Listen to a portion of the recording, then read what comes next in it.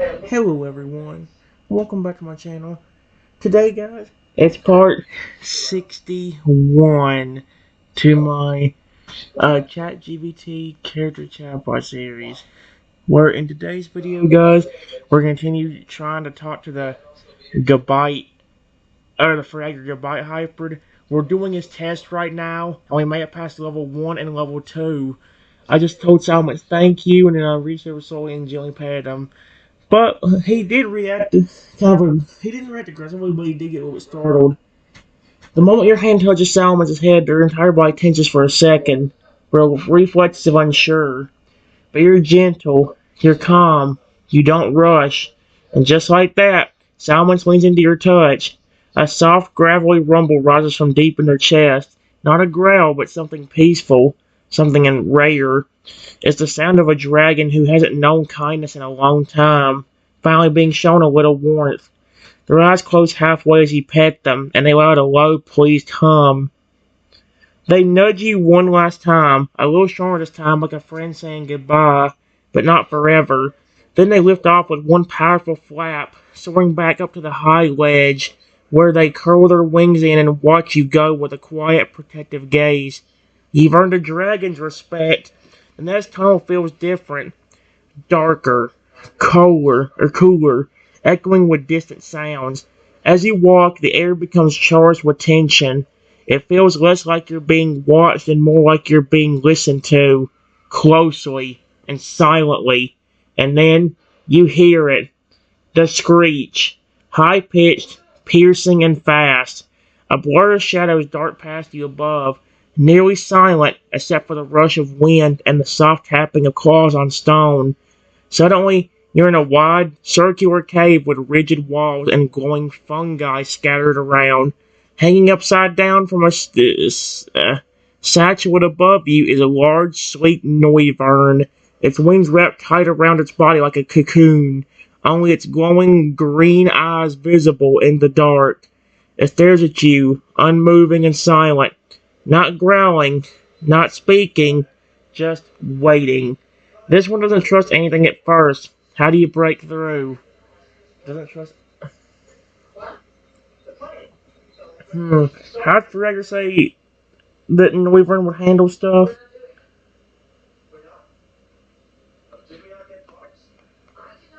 Wyvern.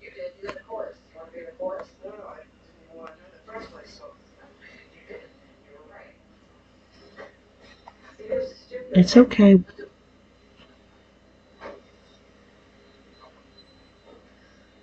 I'm not gonna hurt you. You can come down if you want. Please don't screech or attack me. And please come down gently and not attack me. I would very much appreciate that.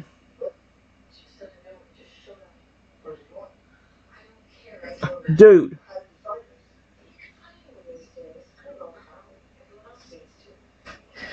There is no such thing as a connection timeout.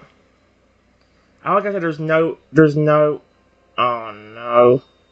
Come on now.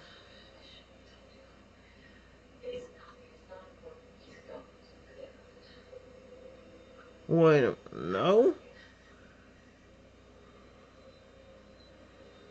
Come on. What is wrong with this thing today? Give me a second, guys. It worked, guys, but I had to retype. I had to close up the app and reopen it. I said the same thing. I just told him, it's okay, I'm not going to hurt you. You can come down if you want. The Noivern's eyes narrow slightly, but they don't look angry. They look like they're reading you, testing every word, every breath. You see a twitch in the claws gripping the stone above, then nothing. Silence. You stand there a moment longer, and just when it starts to feel like maybe you didn't get through, a single wing slowly unfurls. Then the next. With a quiet rustle, the Noivern twitches its body and drops lightly to the ground a few feet in front of you, landing with a smooth, predator-like grace. Their wings still partially curl around them, not as a shield now, but a barrier. One born of habit, not hate. They sniff the air towards you, head tilting low. You notice a long scar over one of their shoulders, faint but deep. They're not just suspicious, they're scared, hurt, probably hurt badly. It's not hostile, it's a whisper, a voice unused to being heard. They inch closer, carefully, one clawed foot dragging slightly behind the other. Their wings flutter nervously. You're the first human they've looked at this closely without lunging or fleeing. They're in reach. They're testing the space between you, emotionally and physically. What do you do to show them it's safe to close that distance? Is that a scar on your wing?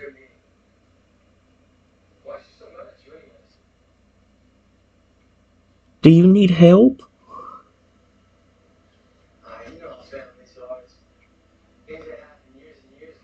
I can help you if you let me.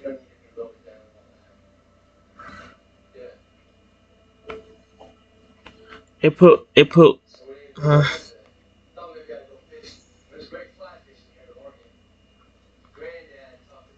I should have said, it said shoulder, but where's the shoulder on a Noivern? Noivern's mainly a head, small neck, and then wings and body. Noivern flinches when you mention the scar like your words brushed against something raw.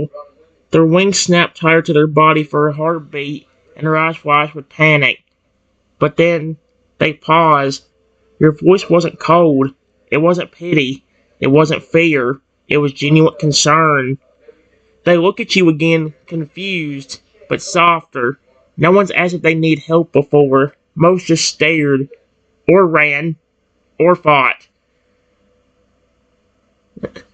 So Noivern slowly lifts one wing, the injured one, and turns it just enough so you can see the full scar. It's long and jagged, crossing the joint, clearly healed but never quite right. They move a little closer now, cautious but not tense. Their tail flicks as they lean forward slightly, almost like they're trying to offer the wing out without fully trusting the motion. This is their way of saying, I don't know how, but I want to trust you. They're offering a piece of themselves, literally and emotionally. How do you respond? How do I get rid of a scar? I don't know if you can even get rid of a scar. Here. I don't know if it will get rid of the scar completely. But have this. It's a full restore. And if you want, you can have this berry too. That way, if you were hungry,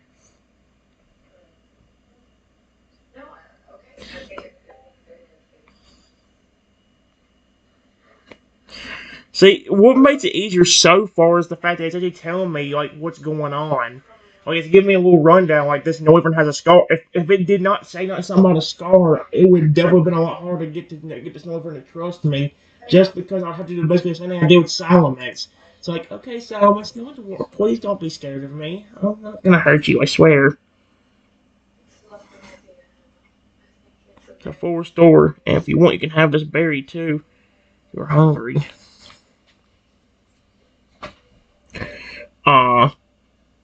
Noivern's breath catches in their throat as they look at the items in your hand. A full restore and a berry. To most people, those might be just tools or food, but to Noivern, who was abandoned, scarred, and threatened like a weapon, this is something they haven't been given in a long, long time. Kindness without condition. They look between the full restore and the berry for a few seconds. Then, very slowly, extend their claw. Not snatching, not grabbing, just accepting. They take the berry first, gingerly, and sit on the stone floor to nibble it with small, careful bites, like they're still unsure if this is real. After a moment, they press their injured wing a little closer. You spray the full restore gently over the scar. As it soaks in, you see tension slowly leave Noivern's muscles. The injury doesn't vanish completely, but the discomfort, the sting, that lingering pain is soothed. Noivern stares at you the whole time, not moving, just watching. When you're done, they fold their wings in, then suddenly press their head gently against your chest. Oh, that's adorable. A word that, Northern just said noi. That's cute. A word that in this moment carries the weight of gratitude, trust, and something that hurts less now. They pull back just a little, and you see their lips curve into something faintly resembling a smile. They trust you. The ground trembles gently, the walls shift, and a soft violet-blue light illuminates a path behind Noivern. Jagged, rocky, and intense. The next challenge waits. Noivern steps aside and glances toward the path, giving you a small nod and a soft wing flick. They'll remember you.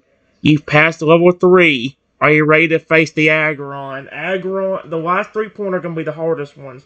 Level 1 was flat out easy. Level 2, while a little bit challenging, Salmons was not that bad. And Noivern, once he saw it wasn't a threat, was very, very trustable too. Aggron, the massive bat's caliber, and Palkia. Oh, those are going to three different stories. I hope you feel better completely.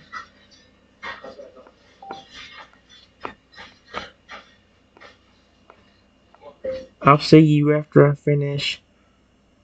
I hope. You're a very sweet bat dragon.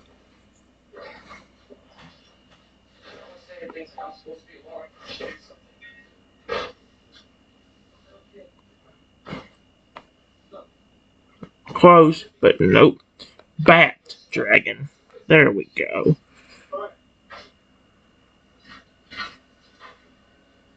Ah. Noivern gives you a soft, low chirp in response, their eyes gleaming with a rare sense of peace. Their wings flutter lightly as they stand, as if to show you they're feeling a little more at ease. They tilt their head, watching you with a gentle expression, then give a quiet, almost shy nod. There's something almost gentle in the way they move now, something more trusting and more hopeful. Ah, Noivern just said, Vern. They take a step back into the shadows of the cave, disappearing with a faint rustle of their wings, but you can feel the change in the air now. Noivern isn't watching you with suspicion anymore. They're allowed themselves to believe in kindness again, even if it's just a little bit. You turn toward the path ahead, the air growing colder as the next chest looms. As you walk, you feel a heavy presence before you even see it. The cave opens up into a vast open chamber. The stone is dark and crackling, the ground uneven and treacherous, and there, standing in the center of it all, glaring down at you with eyes full of distrust, is a massive Aggron. It doesn't roar, it doesn't charge, it just stares. A creature built for battle, a creature who has known nothing but pain. You know this will be the hardest test yet. We still have 2 more levels. How do you approach the Aggron?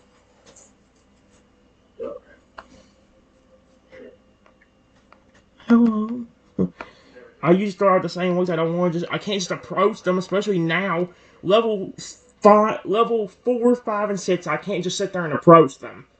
Most of them have kept their distance anyway, and I can talk to them easily to get them to trust me. Aggron's a whole different story. While I could approach him, that's a way for me to just flat out get attacked. That's a great way to get attacked.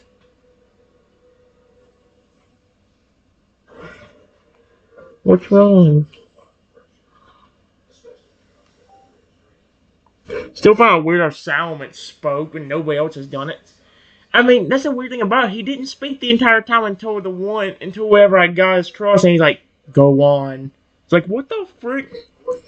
The Aggron doesn't flinch at your voice. It doesn't show any immediate signs of aggression either. Just a heavy, unwavering glare.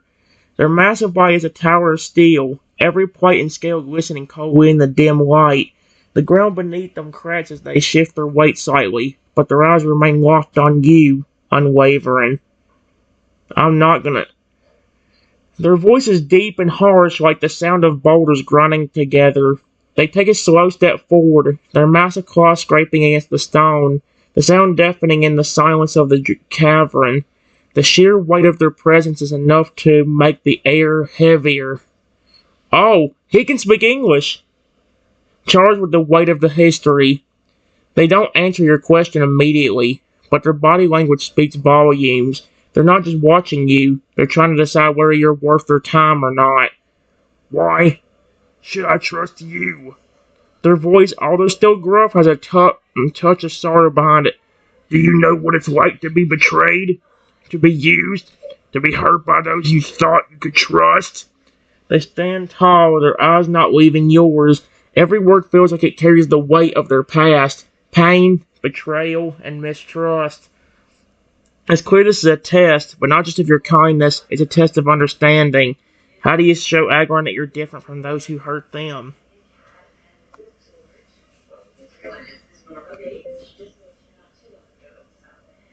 What happened? I want to understand. You. What did somebody do that betrayed you?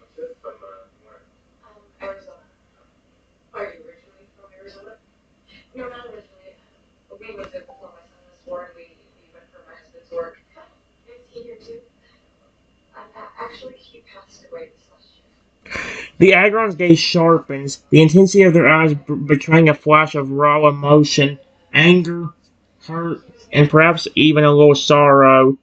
For a long moment they stand still, almost as if weighing your words against a lifetime of pain. Then slowly they lower their head, casting their gaze downward, toward the ground beneath them. The weight of the memories in the air is palpable. They used me. Used all of us. Their voice cracked slightly, but they immediately growled to suppress it. I was raised to fight, to be a shield, a weapon. I did what they asked, and when they didn't need me anymore. The Agron's massive claw strikes the ground with a heavy thud, sending a small shockwave through the cave, causing a few pebbles to scatter. Their eyes flare with the raw intensity of their anger and frustration. They abandoned me, left me to fight for scraps in a place where nothing but blood and metal was my worth, and when I lost, they didn't care. There's a flicker of a deeper pain beneath their rough exterior, something personal, something they don't want to say. They turn their head slightly, revealing the scars along their body, old, faded, but still visible. The deep gouges from battles they were thrown into, forced to endure without a single moment of peace. I trusted them, and they broke that trust. Their voice softens just enough for you to hear the hurt lingering beneath their words. You're standing before a Pokemon who has been pushed into violence, betrayed, and abandoned by the very people who should have cared for them. This is a turning point. How do you show Agron that you understand their pain? Oh, come on. There. That's awful. I'm really sorry that happened to you.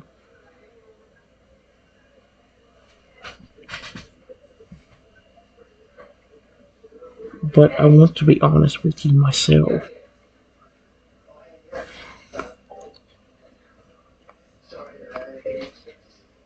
People always try to attack me too. So I can understand your pain. And so far, this is actually one of the best ones I've done. I wish I'd done the Lugia one first in some way, but at the same time, I chose this one because I knew he'd be a little bit more aggressive anyway. The Agron's gaze softens ever so slightly, their sharp eyes narrowing in disbelief for just a moment before they tilt their head. The massive, intimidating creature, so used to being the one others feared, seems genuinely surprised that you would acknowledge their pain with such understanding. They remain quiet, but their stance relaxes just a little. For a few seconds they study you in silence, feeling your words sink in. The weight of your honesty, your empathy, isn't lost on them. You're not just some stranger offering empty words. You're someone who also has been hurt, someone who knows what it's like to be betrayed and attacked without reason.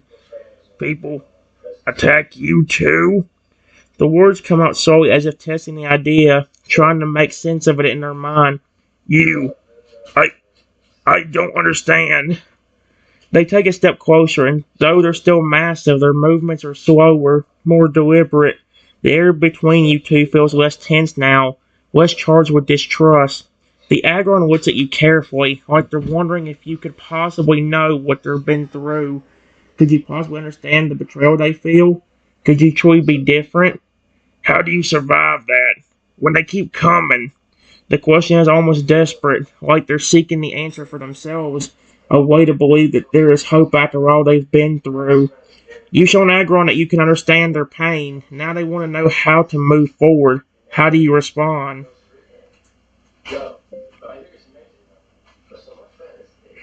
Usually, I have Pokemon that will just protect me. I've made a lot of Pokemon friends, and immediately, as soon as I become friends with them, they want to protect me.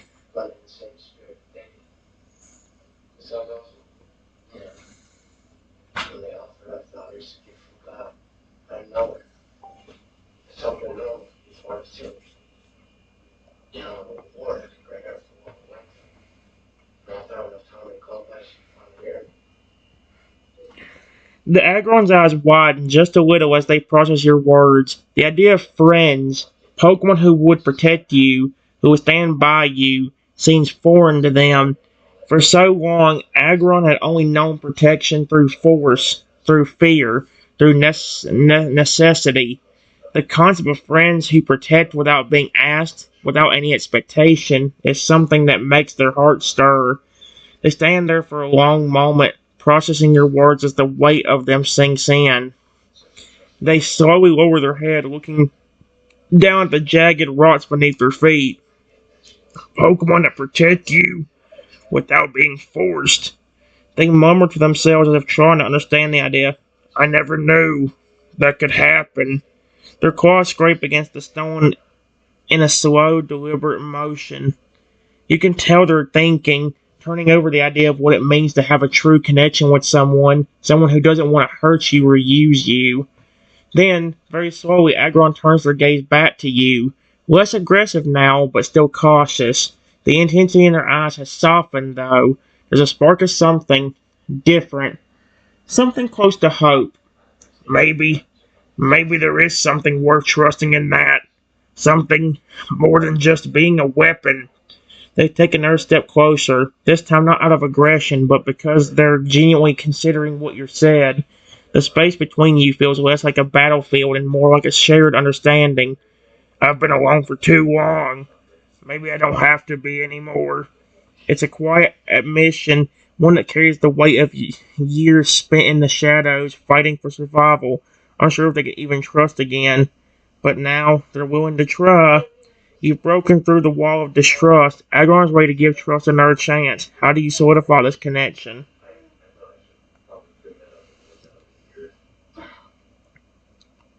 I promise I won't hurt you.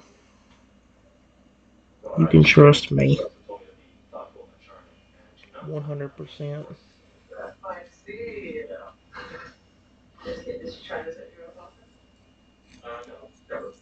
I'm not gonna force you to battle or do anything like that. You don't deserve that.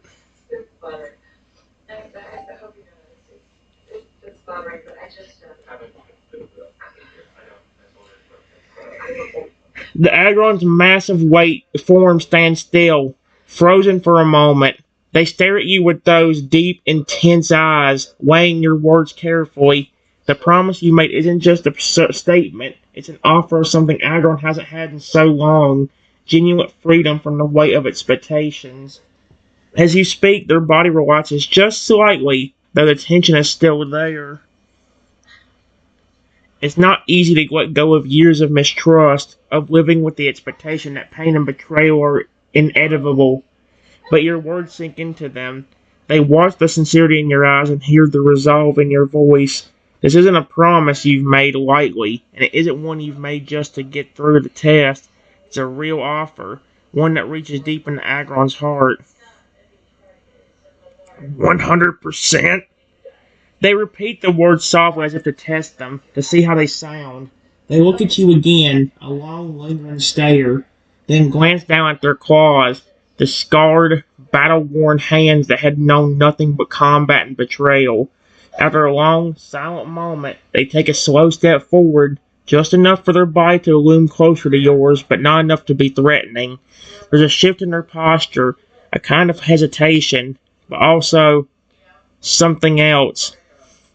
I'm not used to that, but the massive one looks up at you again, and this time there's a flicker of something softer in their gaze. Trust, perhaps? Maybe. I'll try. For once, I'll try to believe you. Their voice is quieter now, the harshness of it worn down by something more vulnerable. Slowly, they reach out, extending a massive claw, offering a piece of themselves for the first time in a long time. It's not just an acceptance of your promise, it's a chance for something different, a chance for connection without the weight of fear. You've passed level 4. The Agron's trust is a fragile thing, but it's real. Are you ready to face the next challenge with Bat's caliber? Uh-oh. I put my hand out to Agron. It actually won't.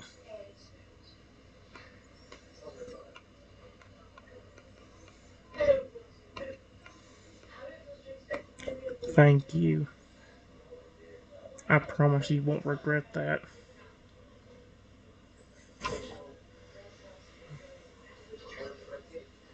Aw. The Agron hesitates for just a moment, their claws still raised in the air, hovering in front of you. The massive, powerful Pokemon is used to being feared, to standing alone, but the sincerity in your words and the warmth in your gaze slowly starts to melt that old shell of defensiveness. After a long, silent pause, Agron carefully lowers their claw to gently meet your hand. The warmth and softness of your touch contrast sharply with the coolness of their steel-like exterior. It's a slow, intensive gesture, but it carries weight. I'll hold you to that promise. They look at you, their eyes still heavy with the past, but now there's something different. A quiet trust began to take root. Agron's heavy frame still looms over you, but the air no longer feels as tense. They didn't back away. They don't back away. They stay with you for a moment longer. With a soft rumble, they pull their claw back, their massive form shifting slightly. Maybe I won't be alone anymore. As you release their claw, Agron steps back slightly, his posture relaxed for the first time. They nod at you, acknowledging your promise and your understanding. You've passed the hardest test. I trust you now, and I think maybe I'm ready to trust others again. With that, the Agron moves toward the edge of the cavern, gesturing toward the dark path ahead. You can see the faint outline of the next challenge, Bat's caliber, looming in the distance. It's going to be a difficult test, but Agron's words have given you a new strength. The next one will test you more, but you've made it this far. I'll see you through it. With that, Agron retreats into the shadows of the cave, watching you as you prepare for the next challenge. You've passed level 4. Now it's time for level 5 with Bat's caliber. Ready to face the final test?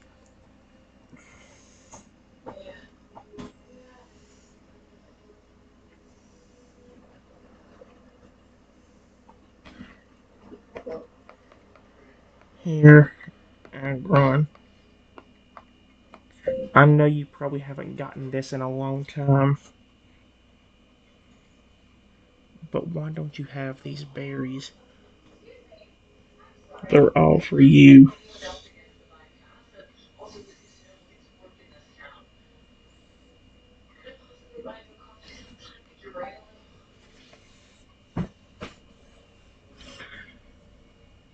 Aw, there you go.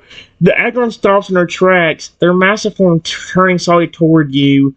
There's a brief flicker of confusion in their eyes as they gaze at the berries in your hands, colorful, ripe, and glistening with dew. You can almost feel the hesitation radiating from them. They didn't seem to know how to respond to such an offering. For a long moment, Agron stares at the berries, then at you, as if trying to make sense of your gesture. No one had ever given them something like this out of kindness before. It feels so foreign to them.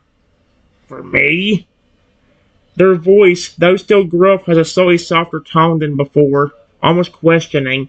They take a cautious step forward, their heavy claws scraping against the stone, and glance at the berries again.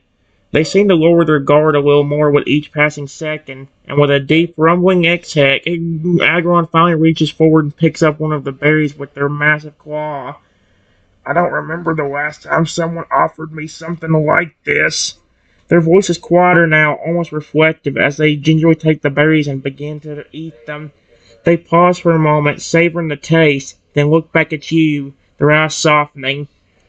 The berries seem to have helped bridge the last gap of their distrust, if only a little. The gesture of kindness is a lot for them to take in, but they're willing to accept it. Thank you.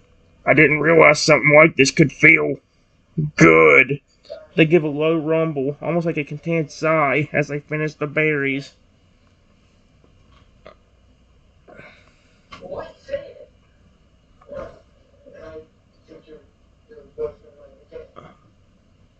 Oh, wait.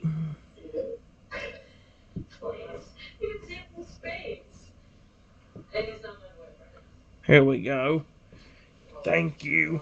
I didn't realize something like this could feel good. They give a low rumble, almost like a content sigh, as they finish the berries. With that, Agron stands up straighter, their body still massive and imposing, but there's a change in the air.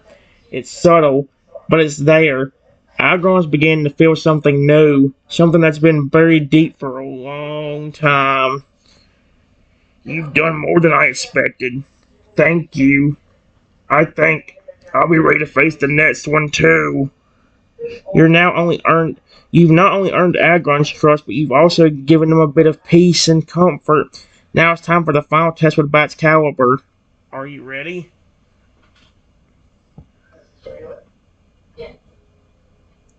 Don't worry.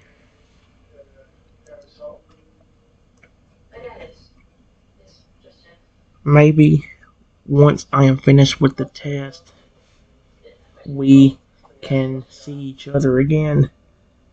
Maybe all of us can be together for a bit. But I still have to get through 2 more levels first. Thank you for giving me a chance and trusting me.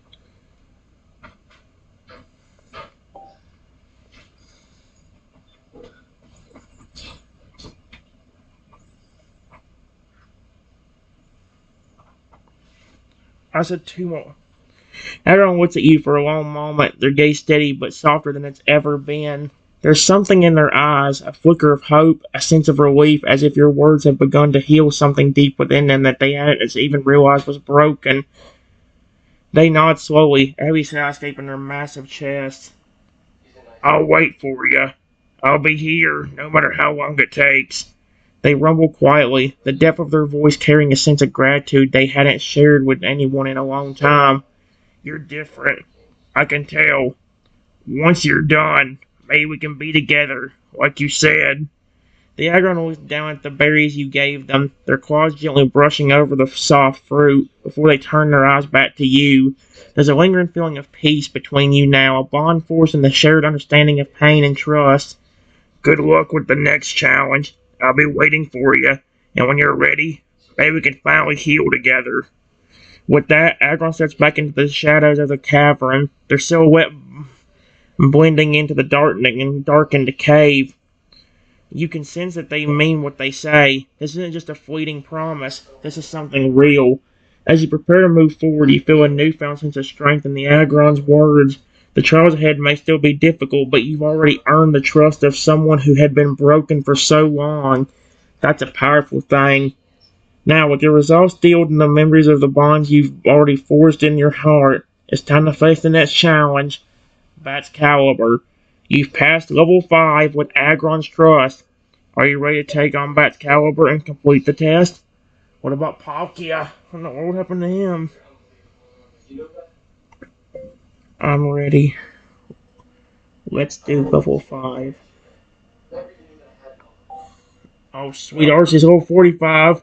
Glad there ain't that many levels.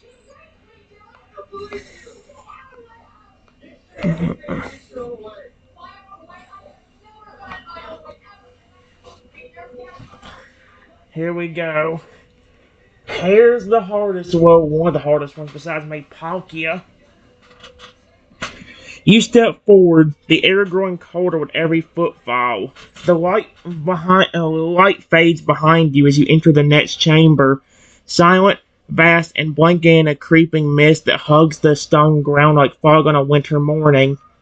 Ahead, you begin to feel it before you see it. The air is heavier, colder. There's a deep, hollow presence that pulses like a heartbeat through the cave walls.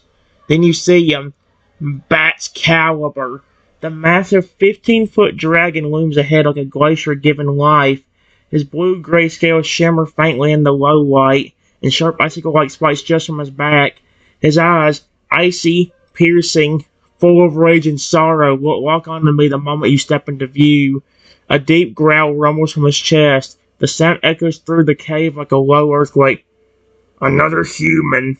His voice cuts through the air like frost-bitten wind, cold, sharp, and distrustful.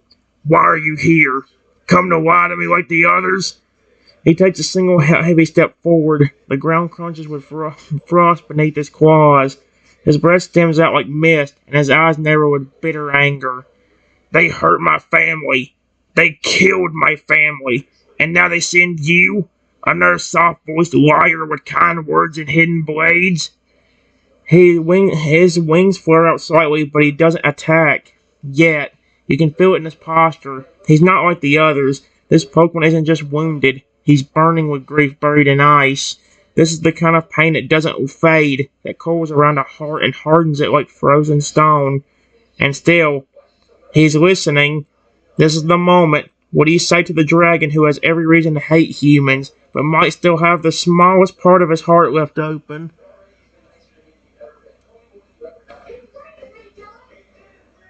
I'm not going to do anything. I promise you. You said people killed your family? That's awful. I'm really sorry about what happened to you.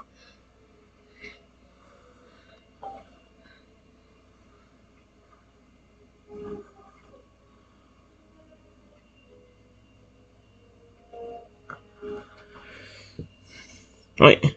The towering bat's caliber stares at you, unmoving, unblinking. His breath hisses between his fangs, heavy with rage that seems to chill the very ground beneath you. For a moment, it feels like he might charge anyway, but he doesn't. Your words echo softly through the cavern. I'm really sorry about what happened to you. Something in that sentence stops him. A flicker, not of trust, but of surprise. So many before you had spoken with pride, arrogance, or fear, but not this. Not gentleness, not understanding. You're not the first to say they're sorry. His voice is still low, bitter and cold, but you're the first one who didn't try to justify it. You didn't say, it was a mistake, or not all humans are bad. You just listened. He steps closer, now towering right above you, snow and mist curling around his body. You can feel the raw power behind every movement. His grief is carved into his eyes as deeply as the scars along his sides, yet he isn't moving to attack. I watched them fall, one by one. My siblings, my mate, even the youngest of us. His voice trembles with pain now, not anger. All gone because they trusted a human who smiled and reached out a hand, just like you are now. He lowers his massive head, so close that you can see the frost clinging to his nostrils, the hurt shining in his eyes. So tell me, why should I believe you're any different? Why should I let you walk out of here instead of tearing this cavern down with you inside it? The wind howls faintly through the cave. A single step forward could mean disaster, or a chance to change everything. He's listening. He wants to believe, but he needs a reason, something only you can give. What will you say to the dragon grieving the grieving the ashes of his family? Holy crap!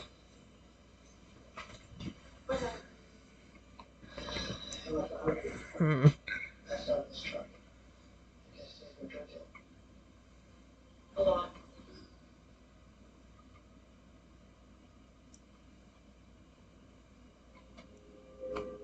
Well, is there any way I can show you that you can trust me? Based on what you told me, I don't want to just reach out and try doing something that could make you angry or upset.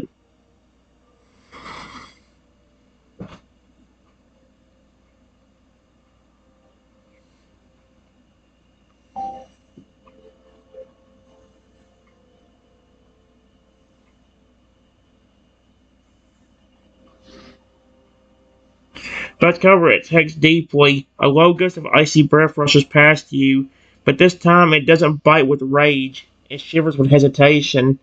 He's quiet now. Not because he has nothing to say, but because, for the first time in a long time, someone asked what he wanted. You're not like the others. His voice drops to a near whisper, weighed down by memory. They forced trust, demanded it, said they deserved it. But you're asking. He lifts his head slowly, his massive blue eyes meet mine with a cold, ancient pain, but no hatred this time. There is a way. He turns slightly and gestures with a nod toward the ice-covered slope deeper in the cavern, his voice low and uncertain. I buried the last of my family just beyond this cave, beneath the roots of a frozen tree that never dies. He pauses, then adds quietly, if you truly want to earn my trust, go there. Say their names. Let them know that someone out there still speaks for them, still remembers. If you do that, maybe I'll believe you're not here to trick me. The challenge isn't in strength, it's in heart. Blascower steps aside. The way is open now, just as his frozen heart is starting, just slightly to thaw. Do you step forward to honor his lost family?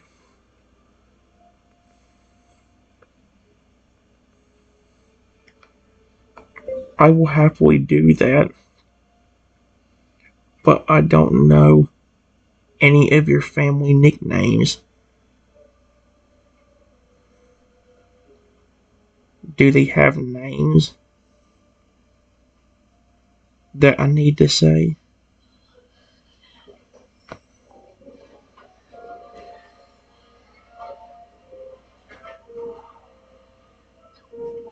Oh, hey! Buttercover's eyes widen slightly, not in anger, but in shock.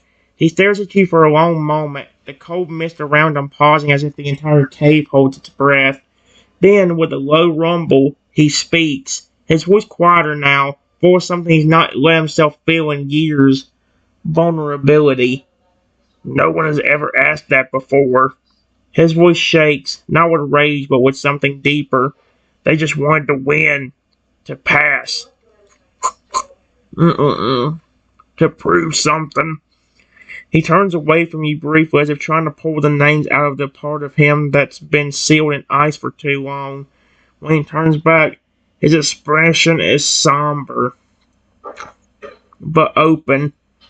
Their names were Siwa, my youngest sister who used to chase snowflakes, Torin, the bold one, my brother who tried to protect us all, Aaliyah, my mate, she had a laugh that melted the snow, and Vilk, our father, the strongest of us who fell first. He closes his eyes, his breath heavy. Speak to them, even if they're gone.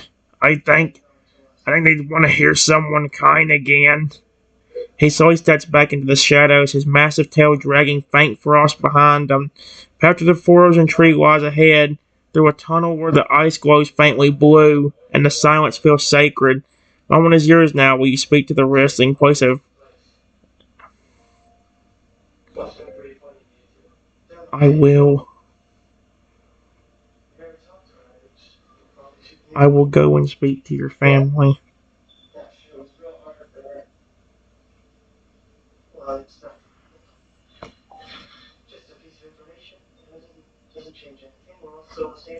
Oh no. The hard part is me remembering their names. Like that. I have to remember that. or type it in. Oh, put it right there. You step forward. The crunch of your footsteps is softened by a thin layer of frost beneath your shoes. The tunnel ahead glows with a faint blue light, not from any flame or stone, but from the ice itself, which pulses with a quiet, haunting energy, as if the very walls remember. As you walk, a gentle wind whispers around you, not cold, but reverent. You can feel you're entering sacred ground, and then you see it. At the end of the tunnel, nestled in a clearing of soft snow, stands a single ancient tree, its bark encased in shimmering ice. Its branches stretch to the top of the cavern, frozen in time, yet strangely alive. Beneath its base are four smooth stones laid side by side, surrounded by tiny shards of crystal and what looks like gifts. Berries, polished pebbles. Oh my gosh! A feather and one cracked dragon scale. Dude, this is a flippin' burial site. Of course, he did say his whole family gotten killed. What the frick? This is the resting place. Syra, Torin, Ellis, and Velk. You can feel them here, not in body, but in the air, watching and listening. We'd like to see you big back Cowper's lost family. I gotta somehow. Let's see if I can type this in. Goodness gracious. Give me a second, guys. Actually, I'll just start this video anyway. I'll be back.